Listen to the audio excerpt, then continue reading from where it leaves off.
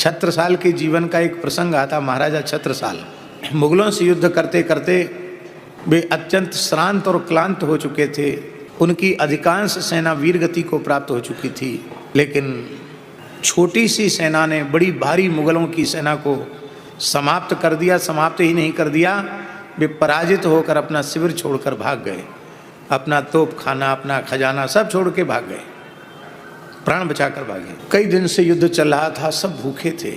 तो क्षत्रिय वीर सरदारों ने कहा छत्रसाल से कि महाराज अब भूख सही नहीं जाती, अब लगता है प्राण निकल जाएंगे, तो आपद धर्म समझ करके हम लोगों को जो कुछ इनके रसोई घर में रखा है ये खा लेना चाहिए।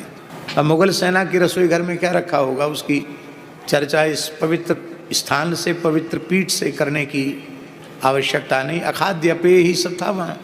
उस समय महाराज छत्रसाल ने कहा कि मैं यह अनुमति नहीं दे सकता हूँ, हमारे प्राण भले ही चले जाएं, लेकिन अखाद्य वस्तु का स्पर्श ही हम नहीं कर सकते। मिलेच्छों के स्पर्श की हुई वस्तु खाएंगे, कदापि संभव नहीं है। तो बोले महाराज फिर बिना आपकी आज्ञा के हम लोग कुछ ग्रहण भी नहीं करेंगे, आप भी कुछ ले लीजिए, या हमें उपाय बताइए, हम प्राण रक्षा के लिए क्या करें। तब आपने देखा घोड़ों का रातब पड़ा हुआ था, घोड़ों के लिए दाना भिजाया हुआ, उसको रातब कहते हैं।